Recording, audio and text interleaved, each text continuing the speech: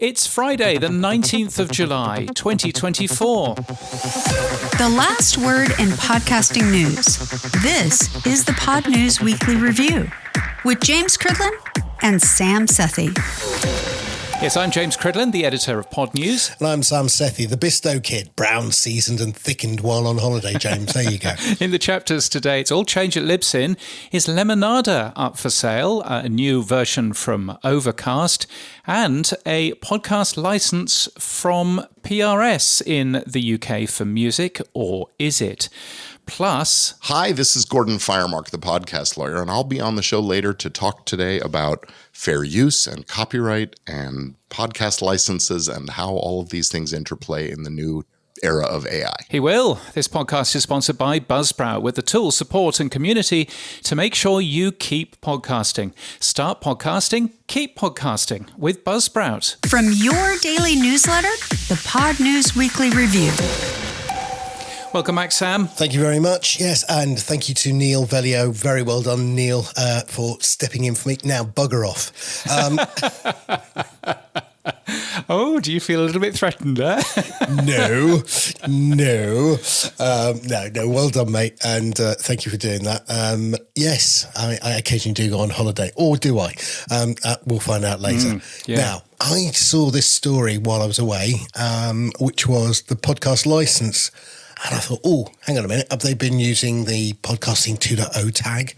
No, it turns out that the UK's PRS, the licensing body for music and rights, is launching their own podcast music license early next month, James.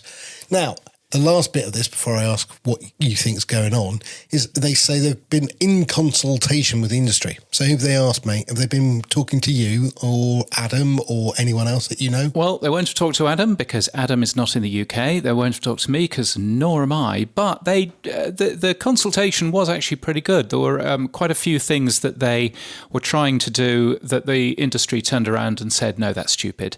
And so they haven't actually done those things. So that is good. So the PRS, for those who don't know outside of the UK, the PRS is one half of the set of people that you need to ask for a music license. So if you want to play a song on your podcast, then you talk to PRS and PPL. And PRS represents all of the artists and the writers and all of that kind of stuff. So if you want to sing a Beatles song, you go and you talk to PRS and you say, I would like a license to sing that Beatles song. And they say, yes, that's absolutely fine. Here's the money.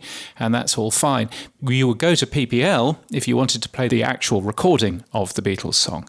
And so therefore, PPL don't have a podcast license.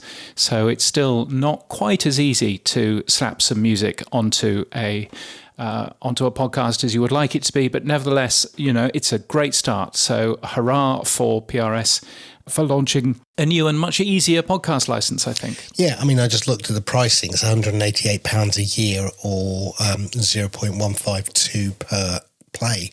When I had my own radio station, we had a PRS license for playing music. And then when we took the show and put it onto something like Facebook, of course, the license police on Facebook came down and said, I don't care if you've got a PRS license. And then they said Sony BMG or Warner Brothers have claimed this feed or this post and you need to take it down. So is this going to make any difference? Is Facebook or any other online site going to recognise, I guess, this license? Well, this only covers audio. So if you are also putting your podcast onto YouTube, it won't cover that. So that's one thing just to bear in mind. You didn't have a PRS license to put anything online. You had a PRS license to broadcast a radio station, which is a different license. So they were absolutely correct in actually turning around and saying, no, you... Didn't I have an online license, though? You did, but you didn't have a license to make something available on demand. So you had Right. You had a license to broadcast live, but you didn't have a license for on demand. So this is all of the complication, you see. This is where it all gets hugely difficult. And of course, what I can't quite work out from the information is how this works internationally, because obviously it works within the UK, you would expect. Can I live in Australia, can I buy a PRS license? I don't know is the quick answer, and nor can I work out quite how it works, overseas. One of the things that they have done is, they've reduced the minimum fee. They consulted on a much higher minimum fee, but during the consultation, they found out that quite a lot of podcasters don't operate as a business, and they're really there to do something creative and fun, which is why that they've actually knocked the minimum fee down, and they've also changed a number of different things. For example, they wanted reports of total downloads, but reports of cue sheet data. So that's, all of the information that if you're a broadcaster, you need to fill out: title and artist and what the record label is and who the writers are and all that kind of stuff. And they're not now asking for any of that either after the consultation period. So it's a pretty good piece of work, but you still, it's only half the job really, because of course PPL on the other side. Okay, so let's say I have a UK podcast and I want to go and buy this license and I can use it. Can I now play AC/DC? Can I now play Guns N' Roses or Police? What can I play? You can play an AC/DC tune on your guitar there, and and sing all of that. That's all covered. You can hire a band and they can play that AC/DC tune, and that's covered too. What you can't do is you can't play the recording because you need a PPL license for that. Okay. I wonder if my AI tool could cover the original song and I would be licensed. Well, the AI tool, we have to be careful what this license allows you to do. It allows you to play something on a podcast, a particular composition. Now, it probably doesn't cover the AI company and their opportunity to actually make that audio in the first place. So it's just purely a license to allow you to do that very small thing of playing someone's work, but not the recording, but playing someone's work on a podcast. So that's about as far as it goes. But yes, AI is being used for all kinds of stuff. Is that entirely licensed? Probably not. I wonder whether this wonderful song, Sam, was actually produced with AI. This one here. BUZZSPROUT, podcast hosting for you and me, Buzzsprout.com. Do you think that was AI? No, I think that's Alban all the way. Yep. That's just overdub all the way. No, very nice. Now, what's odd about this is, of course, Julie Costello and I, about a year ago, worked together on a new podcast music license that she then eventually produced and published and had lawyers look at, and that's available online. And that became part of the podcast license that is available. And we, and again, I'll say it before anyone else says, yes, True Fans already had implemented it. So we had Creative Commons license and we had the podcast music license, or what was originally called a V4V license, so that shows like Adam Curry's Booster Grand Ball or any of the music cast shows could then happily use music from Ainsley Costello or any of the other artists on Wavelake.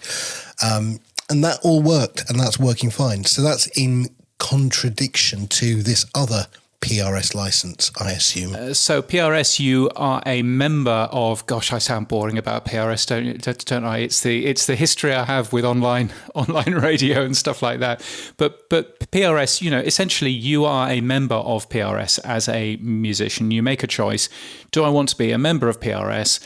Do I allow PRS to go away and collect all of the money for me? And that's basically what PRS ends up doing. You don't have to do that, but that probably means that you won't get an awful lot of money for anything that you actually do. So if you are somebody like Ainsley Costello, you might say, I'm not interested in signing up with PRS. I will do it myself, and I will do it through V4V, and I will do it through other ways, and that's entirely in your own gift. You don't have to sign up with PRS. You don't have to sign up with PPL. And in fact, once you do sign up with PRS and PPL, that means that you are signed up with them and you can't do your own thing. And so there have been quite a few musicians in the past who have come out of PRS and PPL. They've finished with their record companies. They've re-recorded their stuff so that they can do more with it So it's that sort of complication really of. If you're a member of PRS, then you have essentially given your rights for PRS to start collecting for you. Now, we've talked in the past that every podcast has a default copyright, even if they don't publish their copyright, but they do have it by default. So that covers their ownership of the podcast.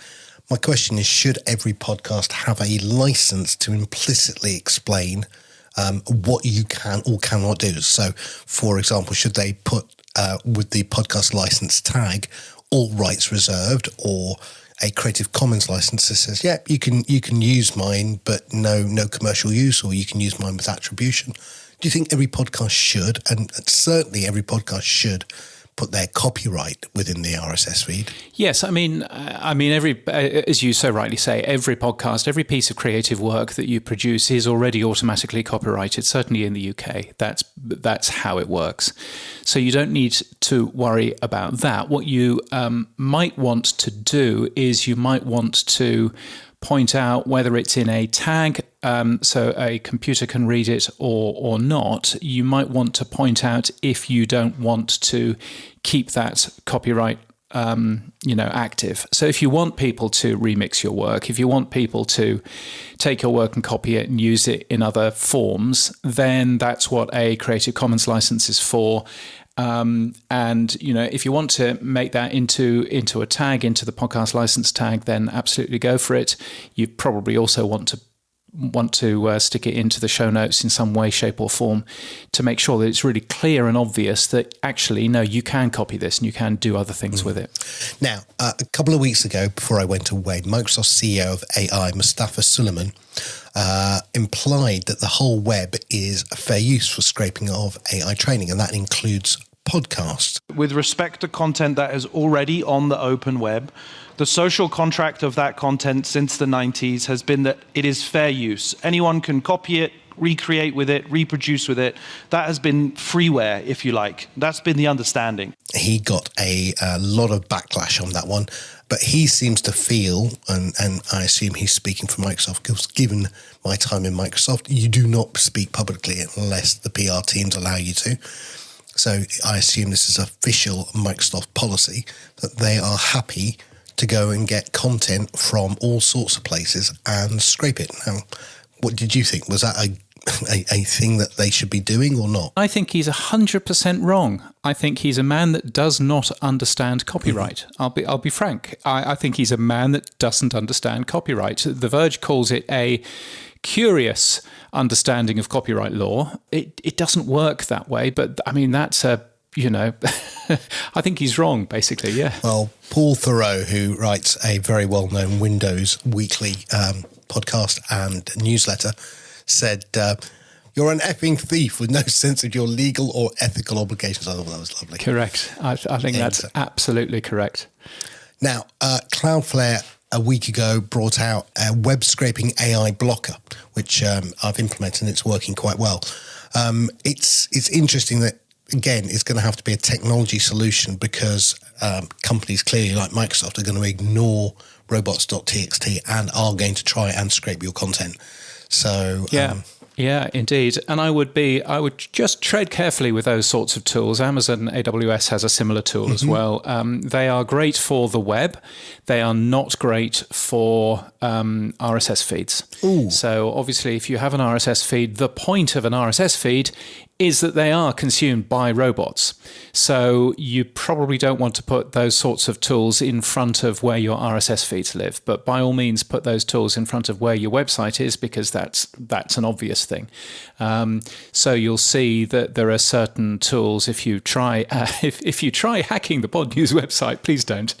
But there are certain tools that will stop you from hacking certain pages on there or hammering those pages a fair amount of times. But the RSS feed is relatively open because obviously I want as many robots to see the RSS feed as possible. So just be cautious, podcast people out there. Okay. Now, instead of me and you trying to work this all out, it was actually quite useful. We met up with Gordon Firemark, who is known as the podcast lawyer in LA at Podcast Movement, and we did an interview, or I did an interview last week for us, and actually it was timely because it covers what Microsoft were doing with AI, what happens globally with licenses like PRS. I wanted to get you on because Microsoft's CEO of AI, he's caused some waves by saying that, everything on the internet is fair use. Now, first of all, can you define what is fair use? And then secondly, is he right? Fair use is a defense to U.S. copyright infringement cases. It's specifically U.S. law because we have our First Amendment guarantees of freedom of speech and press. And what the courts over the first half of the 20th century had to do was sort of grapple with this. Here we have a law that says you can't copy that stuff. You can't use it in making stuff. And another constitutional provision that says Congress shall make no law abridging the freedom of speech and the press. So the courts had to wrestle with this, and they came up with this sort of complicated multi-factor balancing test that has to be applied to each alleged infringement to figure out, is it fair use? And those 4 factors look at the purpose and character of the allegedly infringing work, the nature of the original, and is there a transformation happening? And not just transformation in terms of changing the work, but changing the meaning and purpose of the work. The third factor is the amount and substantiality of the portion that's been taken. And then the fourth factor has to do with the market impact or value impact of the infringement. So we look at these 4 factors in each individual case and sort of balance it out. We look at things like, for that initial one, the nature, the purpose and character. We look at, is it an educational use or criticism and commentary? We value journalism over commerce. So if you were using a piece of material in an ad, it would be a different treatment than if you were using it to comment on the quality of the thing or whatever. So that's the kind of analysis we're doing. Do we value it more as speech, or do we value it more as property? And so fair use, it's this complicated thing. You don't get to just claim it's fair use and use things without permission. And this fellow from Microsoft, I find it hard to believe that he is as willfully ignorant as he seems in that statement that you referred to. It's just preposterous for him to suggest that by posting something on the web or on the internet, you've created a social contract that says, go ahead, use my stuff. If that was the case, then every single piece of Microsoft software that I could possibly find on the web, well, you just told me I can use it freely. I don't have to pay for it. But here's the other side of that coin then. So copyright only gives me ownership of the content.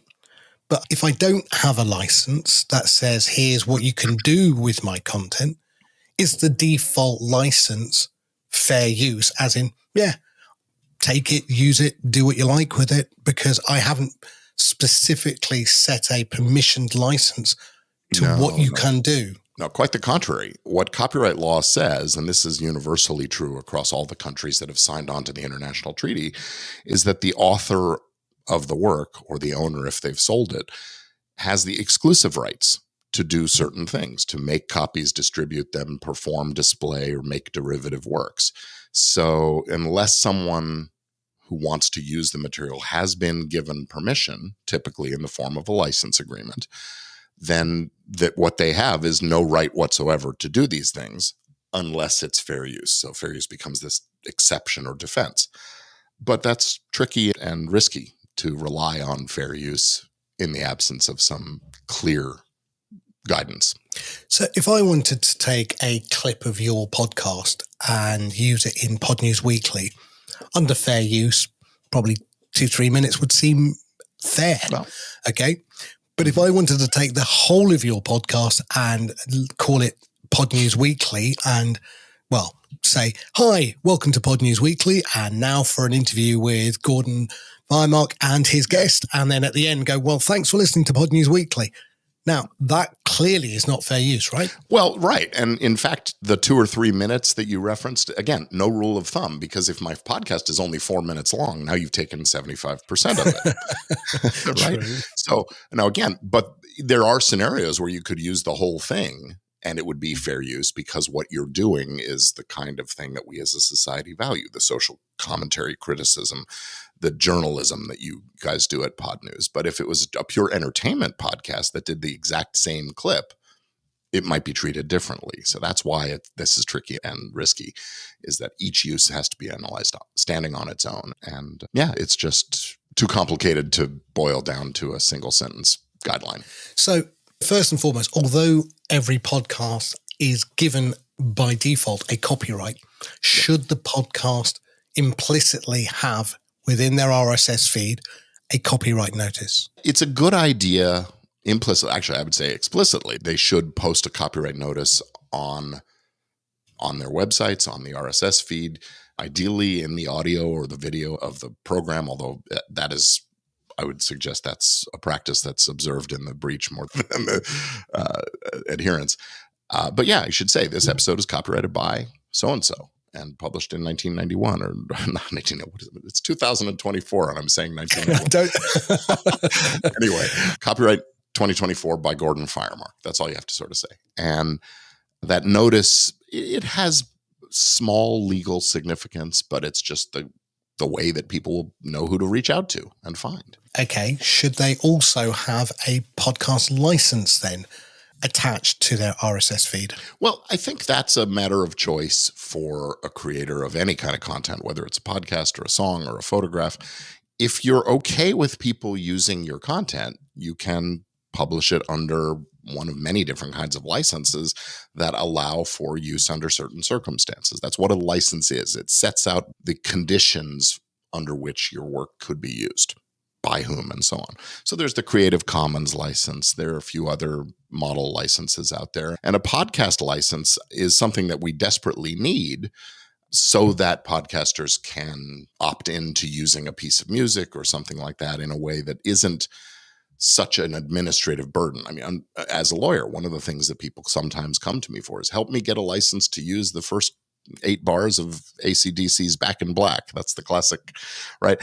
And I end up having to go and reach out to a publisher and a record company and sometimes a performing rights organization and ask for permission that they have to go to the owners. And it's this whole complicated, time-consuming thing. And by then the episode's already ready to go and the podcaster moves on and uses something else. So having a default or a standardized podcast license makes a lot of sense.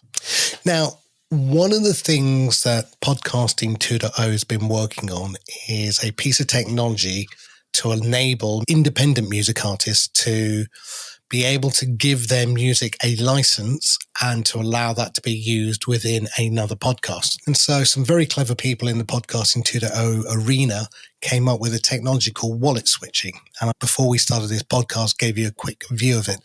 And the idea is that somebody is streaming micropayments to a podcast, and then the wallet is taking that from my wallet to Adam Curry's wallet, in this case as an example. And then as soon as he plays the music, it goes from my wallet to the music artist for the duration of the track, and then switches back to Adam when the track finishes.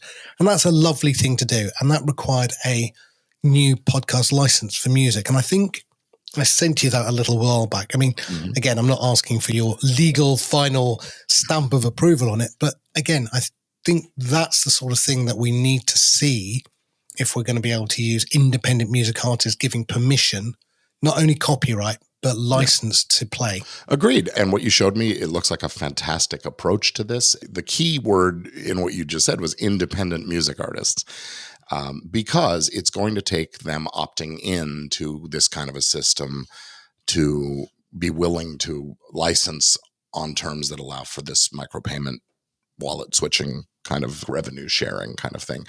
And I think it's a wonderful idea if we can get enough artists to opt in and we can get enough listeners to opt in to paying through their wallet to these podcast hosts. The real challenge is that most creators that want to use a piece of music, they have a piece of music in mind, and it's not that little independent artist from down the road.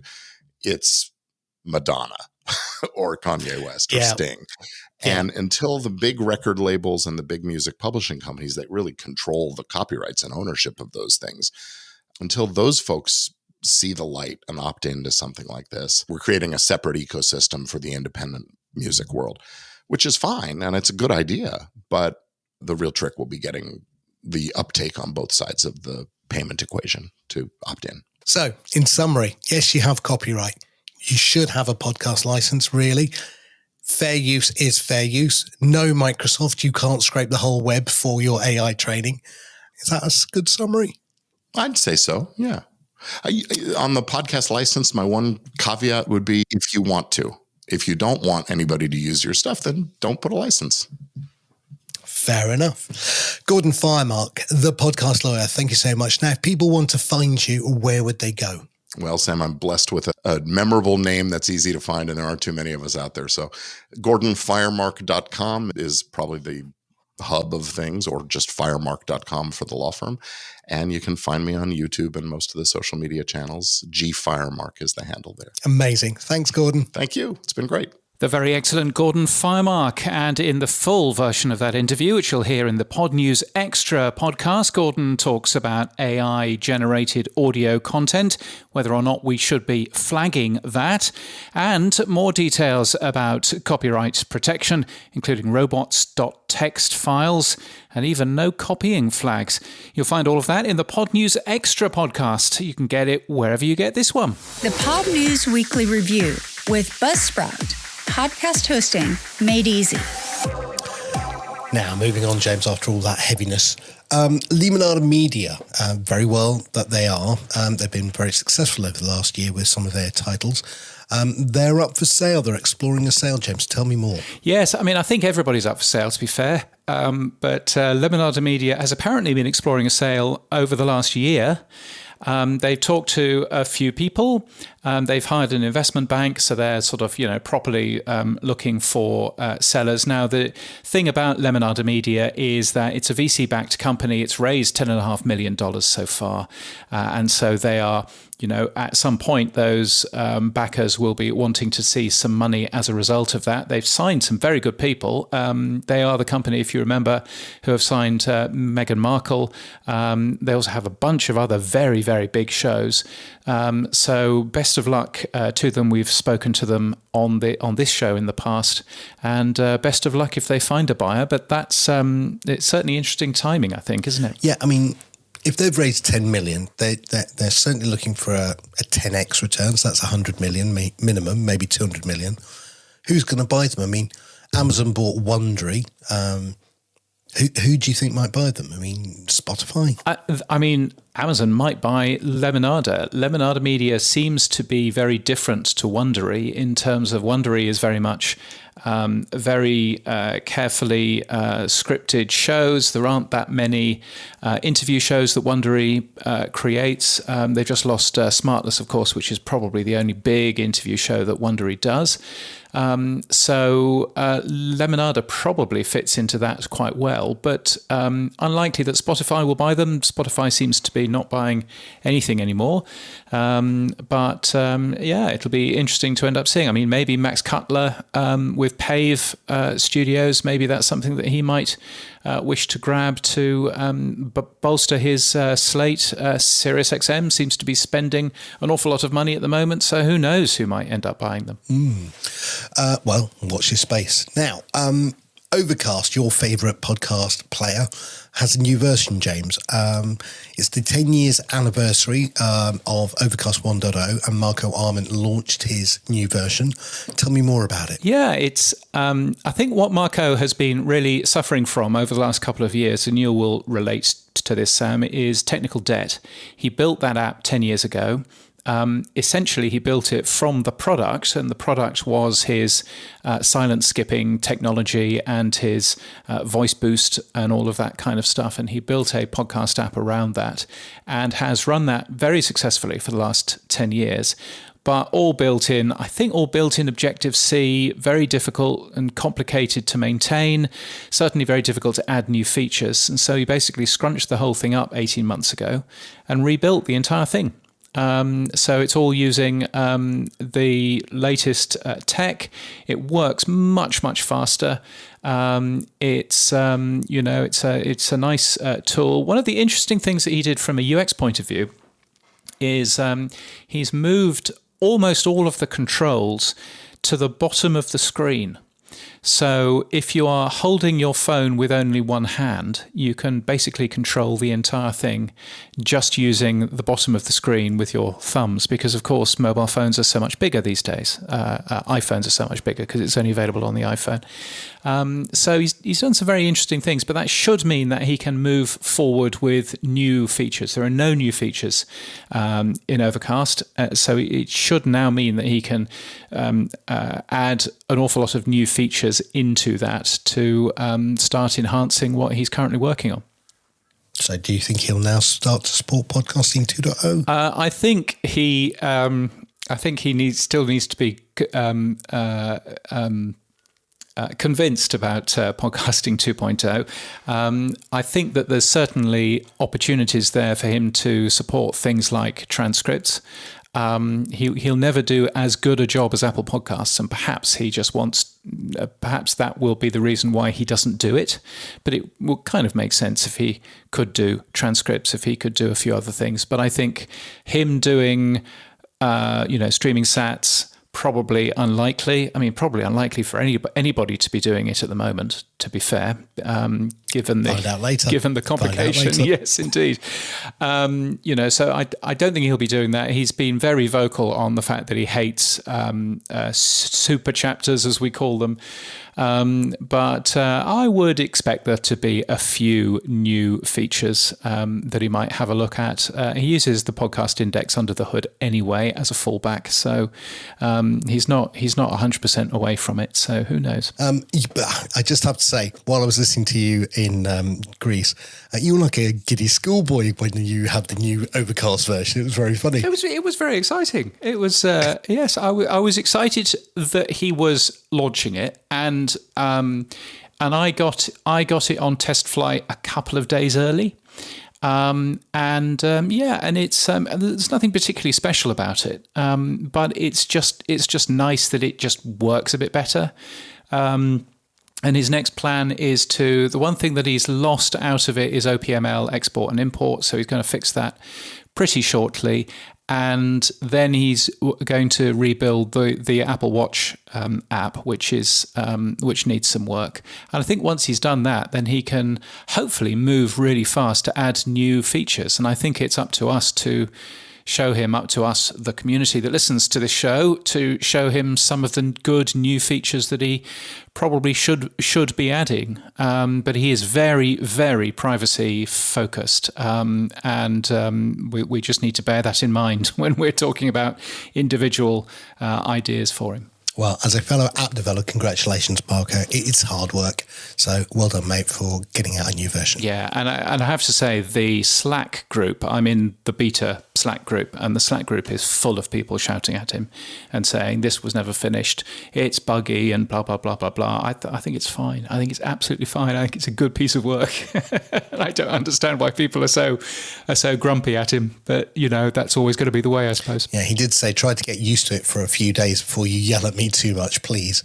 So yes, exactly. It's like if you're in the Buzzsprout Facebook group, there are still lots and lots and lots of people very grumpy at the new, crisper, sharper look and feel of the Buzzsprout website. And one person said, ever since the redesign, I've had 50% fewer downloads. And you're there going, what has a redesign of a website got to do with the downloads of your podcast? You silly man. Anyway. Moving on. Adobe have gone into beta with their podcast studio. It's now available for everyone to try. The tool is like Descript or Headliner's Eddie. It lets you record, edit, and enhance audio right in your browser. Have you tried this yet, James? I did try and make whatever day that was this week. I think it was Tuesday. I did try and make that day's Pod News podcast in Adobe Podcast Studio, and it was one of those things where I tried it and I'd done about the first minute and I was trying to get the jingles to work, and then I thought, this is impossible, I can't do this, and closed the thing and went away. But I think for editing interviews and stuff like that, it would be a really good tool. It's certainly a tool that I'm going to show off at the various talks that I end up doing. And what I like about it is that it's got built into it, it's got Adobe's voice enhancing tool, so much like the Descript Studio Sound thing. So it's got that built into it and a couple of other things in there as well. So it's a pretty good thing, really. Well, I'm talking to the Adobe team later today. Hopefully they'll give us an interview as well. But I'm doing it with my Podcast Standards Project hat on because they're getting involved with that and also getting involved with Podcasting 2.0. So I'm helping them understand what it's all about and how they can use it within the tool itself. So, yeah, very looking nice. forward to that. Very good. Now, also related to that, James, there's a couple of other AI tools that have been launching as well. What are they? Oh, so there is one called from a company called AI Acoustics, and they have a audio quality enhancement tool just the same as the Adobe one. And yes, the difference here is that there is an API, and the API allows you to do this all completely automatically. So it will do volume normalization and all that kind of stuff. It will do a fair amount of quite nice, interesting things there. So that's quite a nice tool. It's from a German company, I think. So worthwhile taking a look at that. And also our friends at 11 Labs. I say our friends, I've never spoken to anybody from 11 Labs. I would love to speak to somebody from 11 Labs. But our friends, maybe, our future friends from 11 Labs have launched a very similar thing, which is which gets rid of all of the background noise. They did it in a very nice way with a little video, and the video has a man talking into a microphone while a leaf blower is being blown at him. Would you like to have a listen? I'd love it. Need to remove background noise from your video? Use our new voice isolator model for crystal clear audio every time. I mean, that's pretty impressive, isn't it? Yeah. That's very good, Yeah. yes. Very, very smart. So, yes, so well done to them. That's another tool. 11 Labs has a free tier, as does Adobe, I think, right now. So just worthwhile playing with these things and giving them a go. Let's whiz around the world, James. Here in the UK, we have a new Labour government, and it's committed to supporting the BBC licence, unlike the last one, who was trying to destroy the BBC. But the new Culture Minister, Lisa Nandy, has said that she's against the BBC putting advertising in podcasts. Yeah, she has. She has. So it was quite an interesting interview, actually, on The Leading, which is a podcast that Rory Stewart and Alistair Campbell does. And she was rather carefully asked, that's a show that Goalhanger produces, and she was rather carefully asked, what do you think of the plans of the BBC to put advertising into its podcasts in the UK? And she gave a good answer. My stepdad had very strong views about this. As an investigative journalist, he felt very, very strongly that could create a conflict of interest and restrain the space for investigative journalism without fear or favour. So she was pretty well saying, no, the BBC shouldn't be putting ads into their shows. Now, the BBC will turn around and say, we were very clear that we weren't going to put ads into news shows. They're just going into the entertainment podcasts that we make. So maybe she needs a more cast iron reason why it's a bad idea. But, she's a pretty good, pretty switched on person by the sounds of things. Yeah, her family's got some really strong roots in politics. I've listened to her before. So I think she'll be a really good culture minister, unlike Nadine Dorries. Yes, let's face it, it wouldn't be difficult to be worse. Now, podcast listeners in the UK are more likely to listen while walking or listen while on public transport than podcast listeners in the US, say Edison Research's podcast metrics. Also, Edison Research's podcast metrics also tell us that the Pope is Catholic and that bears defecate in the woods. So, and also in the UK, you heard Lisa Nandy there. She has an accent from, I'm going to guess, Manchester. Yeah, she's that that area, Northern England. Yes. Now, some research has been done around accents of audio ads.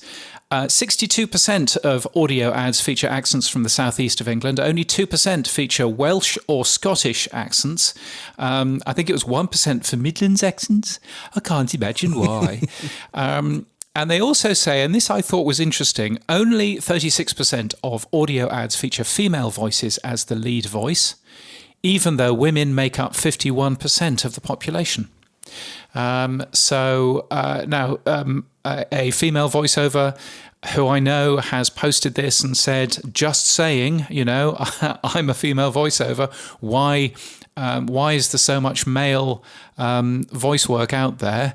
I think it's probably a little bit more complicated than just saying it should be 51%, because I think a female voiceover and a male voiceover kind of mean different things when you hear them.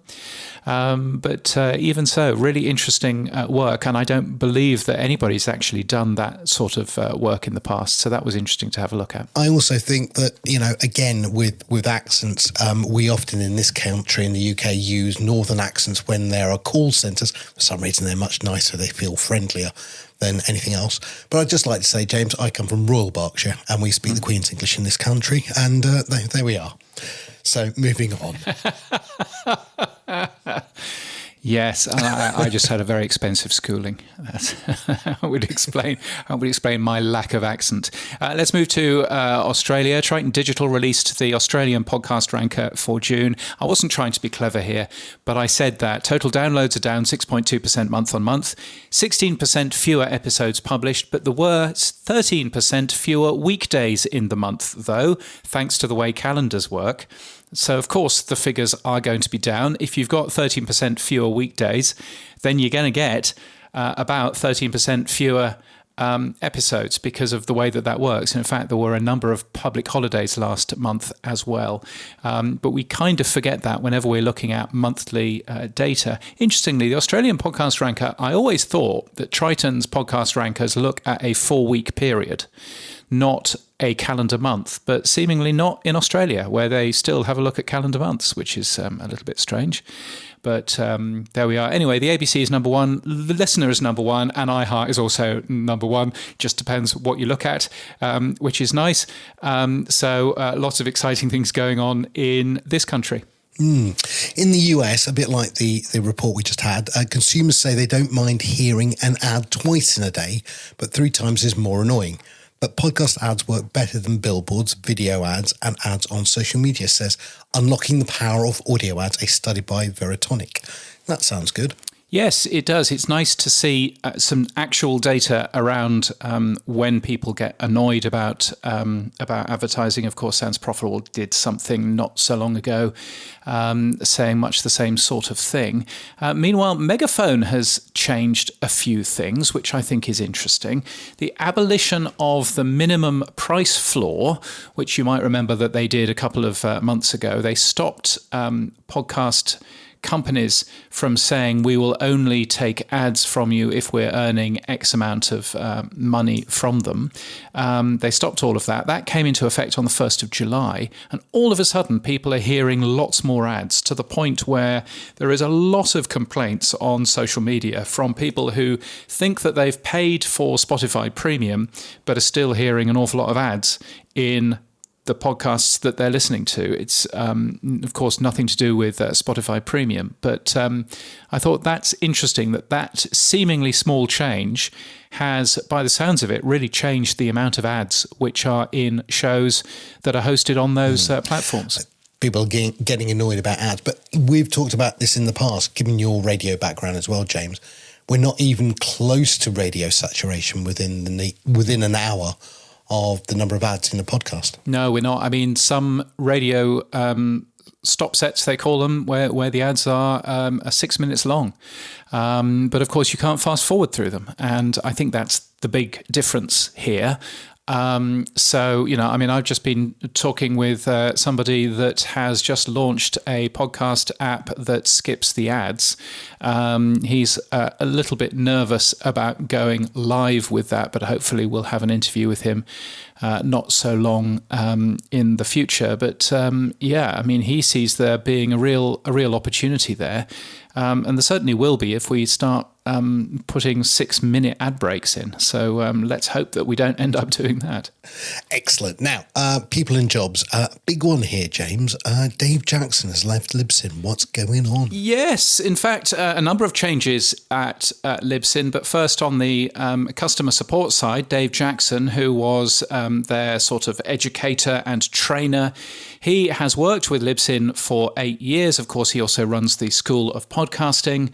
And is a very good, jolly good egg, I should say. But he has ended up leaving Libsyn. He says he's got a very good and very exciting place where he's going to leave. But one of the things that I thought was really classy is that he went on to Facebook or LinkedIn or wherever it is that I saw this, and he said, "You need to understand this isn't a problem with Libsyn. This is me. I have spotted something that I know I will be even happier at. And is just a better fit for my educational skill set," he said. So we get to find out where on July the 29th. He's actually starting, here's an exclusive, he's actually starting on July the 22nd. So that's next Monday. He's actually starting at this place, but he's not going to say where he is or what he's doing until July the 29th. And we'll find out in, of course, the School of Podcasting podcast and doubtless a podcasting newsletter near you. But he's a very good man. So, yes, that's good. Good luck with your new job, Dave. And, we'll hopefully get you on once you've got your feet under the table as well. Indeed. And, of course, he's not the only person to have left Libsyn. So it turns out, quite all of a sudden, Dave Hanley, who used to run the Libsyn ads business, formerly known as AdvertiseCast, of course, and Trevor Smithlin, who also worked there, was also a co-founder of AdvertiseCast. They have both left the company this week. It's 3 years after the acquisition of AdvertiseCast by Libsyn, and it's very clear that it's the end of their contract, and they're off. And so congratulations to Rick Salar, who is now CRO of Libsyn Ads. He was CEO of PAR, Podcast Ad Reps, which was also bought a couple of years ago. So he's a good egg, and he'll be at Podcast Movement in a few weeks. So he is now CRO, and SVP of Publishing is Stephen Pearlstein or Pearlstein, I don't know. So well done to them. But very interesting seeing both Dave and Trevor leave the company. And an interesting statement, I thought, from John W. Gibbons, the CEO of Libsyn, who said, they do remain strong supporters of the business. They're significant shareholders. Well, of course they are. And they're friends of the company. But one of the things he said, which I thought was very interesting in an email that was shared with me, he said, "We've crossed a lot of ground together over the last 3 years, transforming Libsyn from a hosting platform into a full suite monetization and hosting service company, generating tens of millions of dollars in revenue for podcasters." Very clear what the future direction for Libsyn is, and that is not a podcast host. That is this full suite monetization and hosting service company. So I thought that was a very interesting stake in the ground from John as to where he wants to take that particular company. I think many of them are. I think we've heard it from Alberto Bertella at RSS.com that they are not a hosting company. I think you look at our sponsors, Buzzsprout, I wouldn't say they think themselves primarily as a hosting company anymore. I think it's a service of a suite of tools that they offer. Yeah. But I think very much you can see from Libsyn's point of view, the focus is on their ads products. The focus is on their, automatic ads if you're hosted with them. Apparently new and exciting things on the way there as well. So let's wait and see. And I should also mention, and this is an entire coincidence, I should point out, but Libsyn have returned as a gold supporter for the newsletter as well. It just so happened to be on the same day. So that was nice to end up seeing. So thank you to them for that. Now, James, events and awards. What's going on in the world of events and awards? Well, if you are a woman in podcasting, then the deadline for the Women in Podcasting Awards is fast approaching. You have until July the 31st to get your entries in. Also, there is, of course, two big events happening. Podcast Day Asia, which I am programming, which we've pretty well got everybody sorted now for September the 3rd in Kuala Lumpur in Malaysia. Tickets are $99, but you can use code PODN10 to save. The clue is in the 10. It's not going to be an awful lot you save, but nevertheless, you will save. So that's worthwhile. I discovered that the hotel where we're at, it's a halal hotel, apart from a hidden away bar that was very smoky but did serve beer. It is now a properly halal hotel, and that means no beer. Dry. But it's a good job that I know where to go. Exactly. So looking forward to that and a bunch of folk coming from the US, which should be good fun. And of course, Podcast Movement 2024, which is in August the 19th in National Harbor. Which is very close to Washington in Washington, D.C. Yes, are you coming? I am. Sam Sethi. Yes. You are. Yes. Eric, excellent. Well, that's very exciting. What are you doing, or can you say yet? Well, I will tell you. I will tell you personally later today, because I've got a call with somebody. So yes, but the goal is we are doing a podcasting 2.0 track, and that's the goal under the auspice of the Podcast Standards Project. So the idea is to run a full day track, start to finish, and fingers crossed that we can get this over the line today. And if that happens, then yes, we'll be making lots of noise about it. Excellent. Well, I'm looking forward to being able to break that properly, although you heard it here first, folks. And there are more events, both paid for and free at Pod News, virtual events or events in a place with people, of course.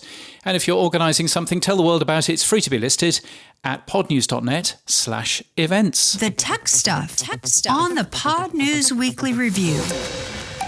Yes, it's the stuff you'll find every Monday in the Pod News newsletter. Here's where we do all of the tech talk. Here's where Sam talks technology. Sam, what have you got for you? Well, Matt Madeira's friend of the show and one of our paid supporters, he put out a wonderful little video, which is value for value dying?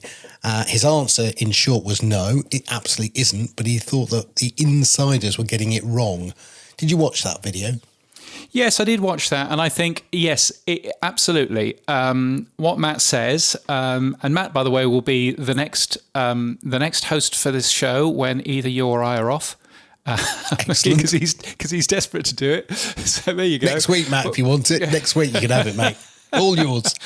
But what he's essentially said is value for value is not streaming sats. Streaming sats are not value for value. And he's absolutely right there. Streaming sats is just one way of doing value for value. Streaming sats is a little bit complicated and blah, blah, blah. But that said, all of this is very, very complicated. Podcasting is very, very complicated if you're talking about RSS feeds and everything else. But the concept of value for value is absolutely not dying. I think there are questions around streaming sats and boosts and lightning payments and all of that. I think that there are a few rocky patches going on with that right now. But in terms of value for value, that is absolutely golden and continues to be a very viable way of funding a particular show. Have I got that basically right? 100%, James, yes. And Adam will be nodding along to everything you just said, because Adam will tell you as well that sats and micropayments are not the only metric for V for V. So yes.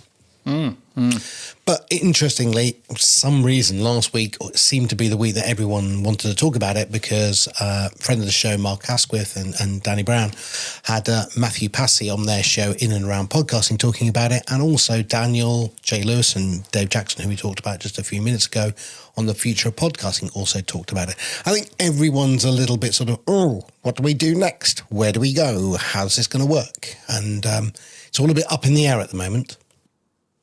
Yes, I think so. I think there are a few complicated things there in terms of how lightning payments work, and I think we just need to ride the storm there to make that work. But I think the talking about it in this way hasn't been particularly helpful, and you will notice that there's been not that much mention of it in the Pod News newsletter because I don't really see. Yeah, I don't really see it being a particularly helpful thing to end up doing, but yeah, but it's interesting to watch anyway. I think we should be very careful because I know that a lot of us, let's say Podverse True Fans, Podcast Guru, for example, all put our eggs in one basket, the Olby basket. But Fountain have got a separate, different wallet system. They use Zebedee. Wavelake has moved to Zebedee. So I think when we say V for V with micropayments is going through a sort of a winter. Actually, with Fountain, nothing's changed. With Wavelake, they've moved over to the same system, and they're very happy. And I think it's some apps are facing challenges. I think other apps like Fountain are doing very well with it still. Nothing's changed for them, and they're moving ahead quite nicely. What else has been going on? Andrew Grummett, I mentioned Umbilical for no apparent reason. There's no real news there, but I realised that I hadn't mentioned Umbilical at all, which is the work that Andrew has been doing in terms of a helper for anything browser-based that you're doing in terms of a podcast player or something else. There's a bunch of really useful things there. So I felt that was worthwhile mentioning, so I did. But didn't you use it as well on Pod News Daily to do some changes? I didn't use it, but I explained why you might want to use it that way. So the episode pages on the Pod News website pull the RSS feed directly from the podcast host, but there are some RSS feeds that your browser won't pull, and so therefore I have to proxy them and do that myself, and it's just an irritation and a nuisance. Now, Umbilical would help you with all of that completely because it includes a decent proxy for all of that sort of thing and everything else. So that's a lovely tool to end up using. I, of course, wrote my own because, of course, I did, but it's a useful tool just to have in your back pocket. Yeah, Andrew, thanks for coming out with it about a year too late for me as well, because we wrote our own ones as well at True Fans, because we are a PWA. But what's interesting is there's a real weirdness going on. I just want to sort of map this out a little bit. So we went down the road of being a progressive web app, right? Web-based. So partly that was because, having multiple code bases for iOS, Android, and also web, I don't think we could have done it. And I think Apple would have blocked half a dozen features that we did anyway. So for speed reasons, we went down that road. Pocket Cast has just recently released their progressive web app as well. But you are beginning to see Podcast Guru release their new website, which isn't a progressive web app. Podverse has a website, but it's not a progressive web app. And Fountain has a website, but not a progressive web app. But they are moving back to the web, while they also have their native Flash 2.0 proprietary app, iOS and Android. I must stop saying that. But what I think is interesting is we, and I'll put my True Fans hat on here, are going to have to build native apps. We are just finding end users can't get their heads around PWAs. And that's, I say, primarily the fault of Apple, because they've not made it easy for people to understand what they are. They have made PWAs a second-class citizen, and they won't allow developers to change just a really simple thing that would make it all different. Having installed the name of this app like they do when you have an iOS app on a web page would make the difference, or just changing the words add to home screen to install this app. But they won't allow you to make any of those changes. So, people have been Pavlovian trained, go to the iOS App Store to go and find your app. And so we're going to have to play in the field that Apple's created, because people just don't understand what a PWA is. Yes. No, it's, you can kind of understand Apple's position given how much money they earn from the App Store. Sorry, did I say monopoly? I think Google exists as well. No, they don't. No, not as bad. Well, actually, if you went to India, they'd say the same thing. Yes, probably. But what I do say, and again, I'm not 100% a fanboy of Spotify, but I do think they have got their strategy right. They've got a website called Spotify Everywhere. And I think that is the strategy that I certainly at True Fans are going to try and copy. We are going to be iOS, PWA, mobile, web, CarPlay, Alexa as well. You know, we just got to be everywhere and where the user wants to be rather than telling them where we would like them to come. Indeed, and you've been copying a fair amount of things, haven't you? You've copied the beautiful full screen chapter player from RSS.com. You've you've grabbed that and gone, oh, we can build something similar, which is great. So well done, well done for you for that. And also, what are you doing with super feeds then? Tell us about super feeds. Well, I just wanted the T-shirt with an S on it. No, that was it. This was a feature that probably a year ago we developed. The idea that I had was that we could get True Fans to be a bit like a sandbox really for testing podcasting 2.0 tags. So you could come in, claim your podcast, add whatever tags and see how they worked in True Fans only. And I thought that was fine. And we support nearly every tag. So that was good for people to do. And then I had hoped that we would be able to do something like a switching tool, which would say, oh, you're currently with, I don't know, podcast X that doesn't support, or podcast host that doesn't support these tags. Why didn't you think about switching to one of the new podcasting 2.0 hosts that supports more tags? That didn't go down very well, as in hosts didn't really want to jump on board with it. They weren't excited about the idea of, well, if you can move people to me, you can move people away from me. So no, nobody really bought into that idea, unsurprisingly. But I spoke with Guy Martin, the guy who did the 2.0 logo, and we were just chatting about it. And he gave me a eureka moment. He said, well, you can leave the audio where it is and you can actually just add all of the tags to your RSS feed. And I went, hang on a minute, can I? So we did a little work with various people, one of those being Dave Jones, and we did a test. We basically took a podcast. We took Podcast Extra, actually, and Pod News Extra. And we added a whole bunch of little extra tags. We published it to the podcast index. It'll come down, James, before you ask me. Don't worry. But we tried it.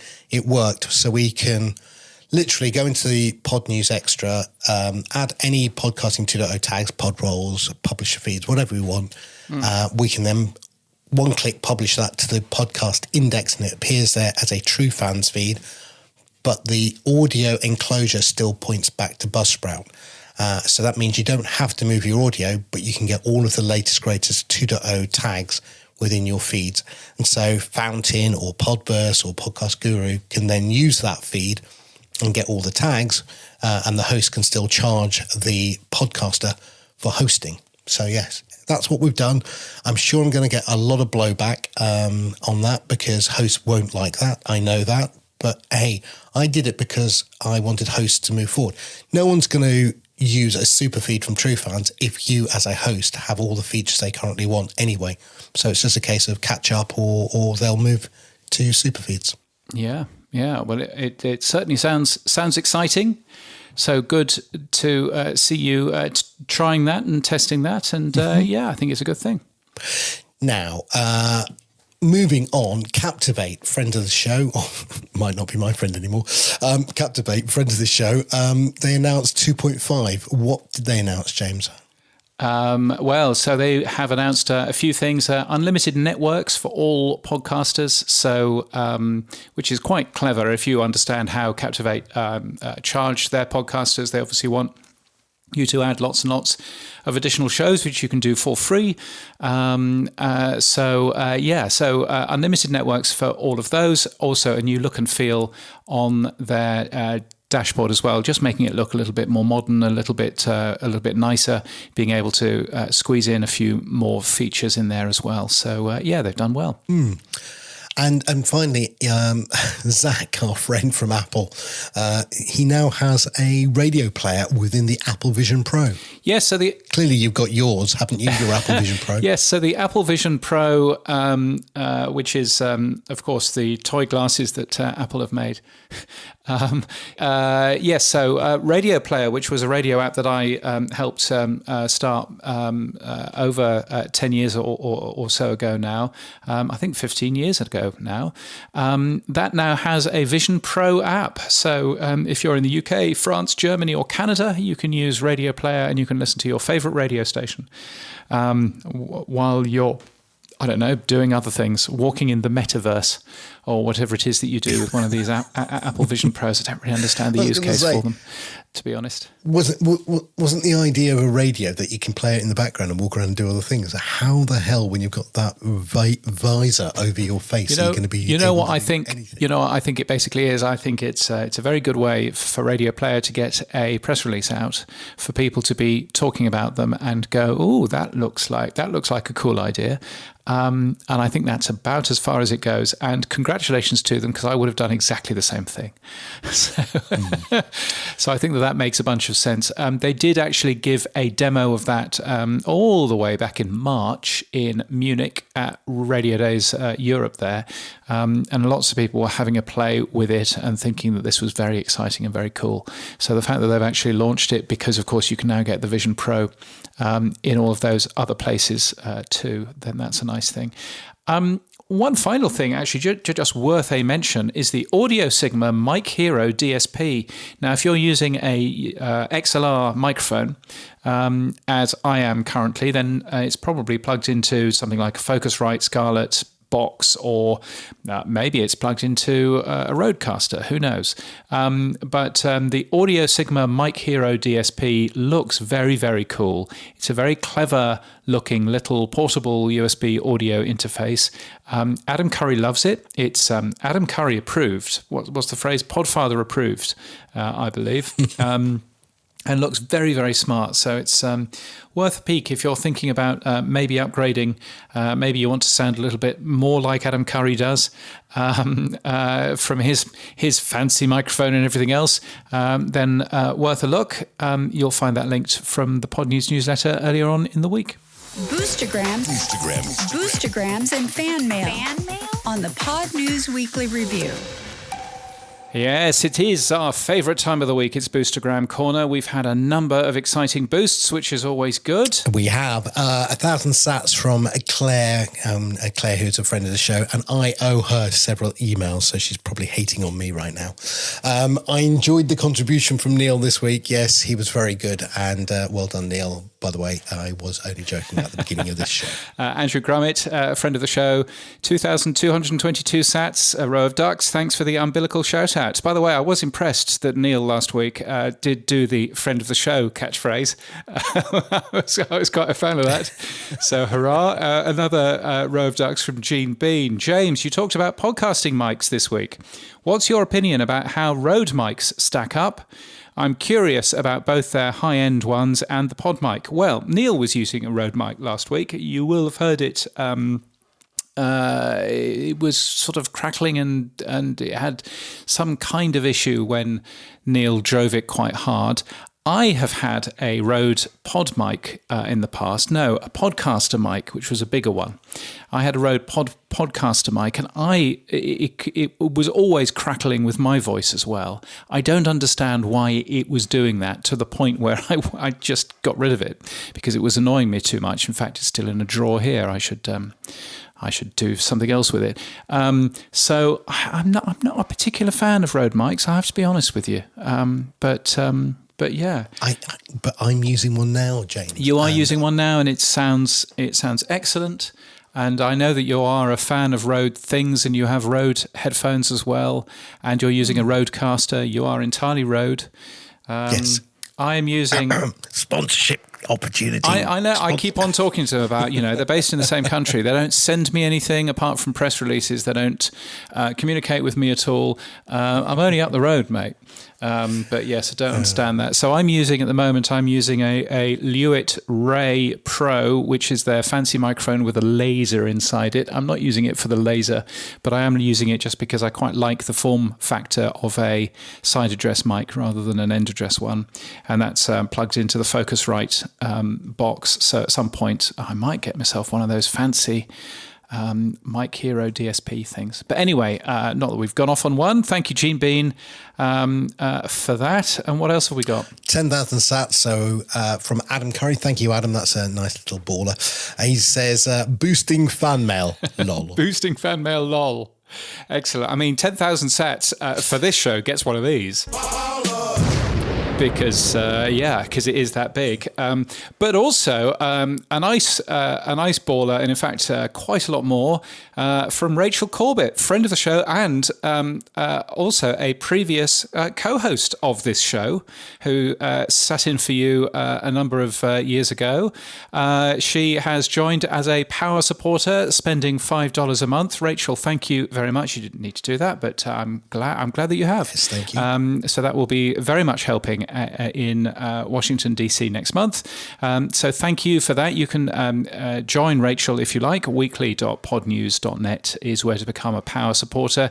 And you can also join Cameron Mole, the person who's responsible for the beautiful, beautiful Buzzsprout. And the value of downloads for that man. Yeah, yes, exactly.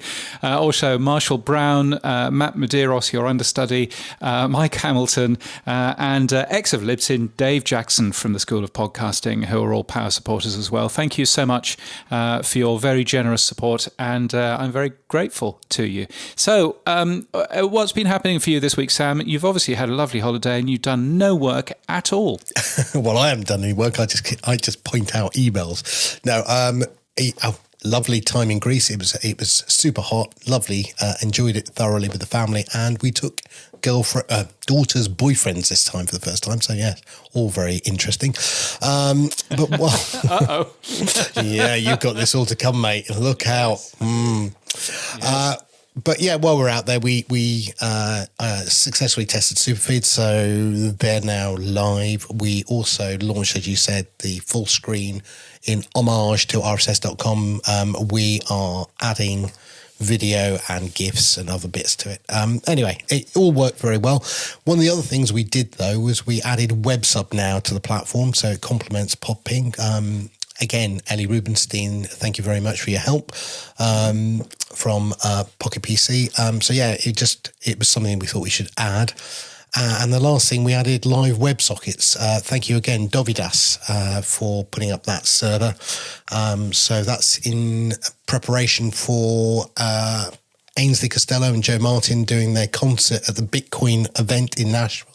So you'll be able to do now live wallet switching through TrueFans as well. So yeah, been a busy week while I was away, sunning myself. Yes. Wow, there's a thing. I should take notes from you on how to have an interesting holiday.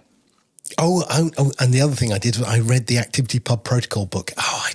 And my wife looks at me in disgust when I do that. But hey, I'm very happy. Yes, I can't do novels. I don't care. I want something that teaches me something or I learn. But anyway, less about me, James. What happened for you? Gosh, yes.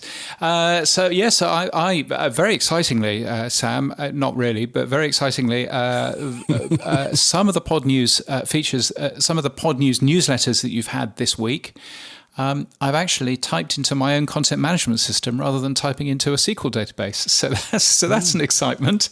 I've actually got a form, and you fill it out, and it publishes it properly. Sorry. When you said that, I had visions of the place. I've got form, governor. I've got form. I've been down several times.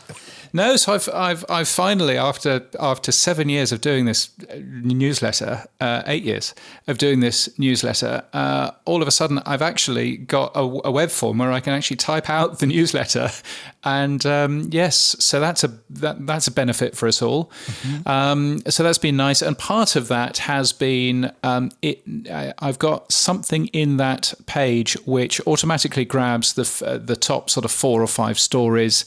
Adds a prompt to the top of those, and then allows me to copy that and paste that into a GPT service that I use.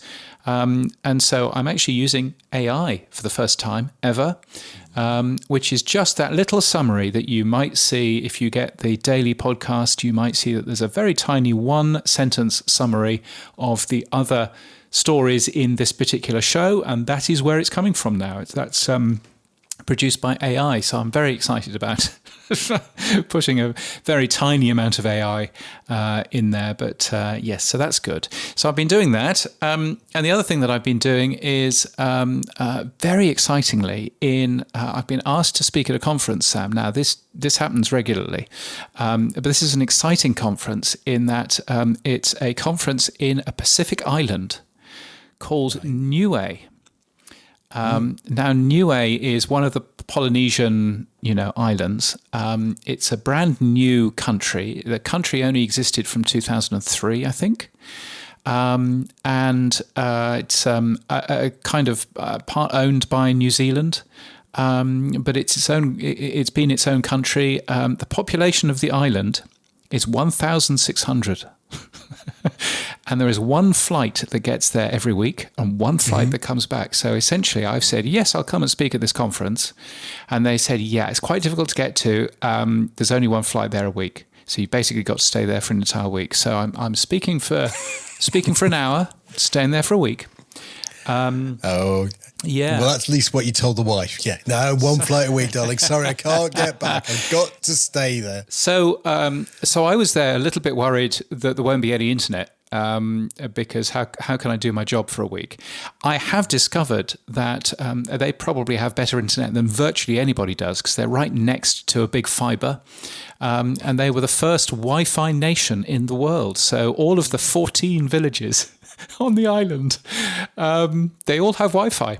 I've got no idea how the Wi-Fi works. Presumably it's paid for, but yes, but it should be really fast because you're right next to a fibre. And yes, so this show will be coming from the island of Niue at some point in early October, I think. Late September. I'm so glad you told me why, because I looked at the show notes. I thought you just leaned on the keyboard by mistake. Yes, I mean it comes to something. So apparently in Niue, 1,600 people who live there. 30% of people speak English, but they've got their own language. Otherwise, it used to be called a long time ago. It was once called Savage Island, and it was called Savage Island because the people there eat. There's a particular fruit or vegetable that they eat which dyes their teeth red. And so when I think it was Captain Cook actually who got off on the island and was rather taken aback by these red-teethed folk who lived there. But yeah, so that's an exciting. So that doesn't happen every single day. I mean, I'm talking. I thought you were going to say they used to be savages and cannibals, but no, there you go. I mean, they may well have been cannibals as well. I mean, in Fiji, they certainly were. So so who knows? But anyway, that doesn't come across. That doesn't come very often. The chance to speak on an island in the middle of the ocean for a while. So are you going to use your Wondercraft skills now to put a Niue voice translation out? In Niuean, I don't think so. No, I don't think that's going to happen. But that would impress them. I would. In fact, I'm trying to find any of these AI tools that supports both things like Niuean, but also the other languages in that particular area: Samoan, Tongan. There's a form of Pidgin which is spoken in some of those islands. There's Fijian as well, and also Hindi. So Hindi should be relatively easy, but the rest of them, who knows? So there's one or two of us Indians on the planet. Yeah, they might want to do Hindi. Yes, there are one or two. But the best that I've seen so far to support languages is freepodcasttranscription.com, which is a free service from our friends at Spreaker. And they support some very excellent languages like Tamil and Telugu and Serbian and, all of those types of things. So Hindi is supported by them. But I don't see Samoan on the list. You know, Filipino is about as close as it's going to get, I think. So, yeah. That's so like saying Welsh to the English. No, that won't work. So it's going to be very interesting to see if I find any of these tools which actually support any of the languages that everybody speaks over there. Now, you know, they do have English as well, but yeah, it'd be nice to find a language. So if anybody knows that, then please use fan mail or send us a boost or even an email, weekly@podnews.net. If anybody can help with Pacific Islander languages in AI. There you go. There's a thing. Nothing niche about that one. No, exactly. And that's it for this week. If you enjoy the podcast, the newsletter's better. You can find that at podnews.net. The Pod News Daily as well is wherever you get your podcasts. And there are longer interviews in the Pod News Extra podcast as well. Yeah, you'll also find half of this podcast on the cutting room floor. But other than that, you can support this show with sats. You can give us feedback using the fan mail link in our show notes, or you can send us a Boostagram. Yes, and all joking aside, I've been trying to keep this podcast to below an hour. I have a feeling it's going to balloon again this week, but we will see. If you have strong views either way, given that you've made it to the end, I have a feeling that this may be slightly biased, but if you have strong views either way, then please do let us know. Our music is from Studio Dragonfly. Our voiceover is Sheila D. We use Clean Feed for this audio, and we're hosted and sponsored by Buzzsprout. Start podcasting. Keep podcasting. Get updated every day. Subscribe to our newsletter at podnews.net. Tell your friends and grow the show. And support us. The Pod News Weekly Review will return next week. Keep listening.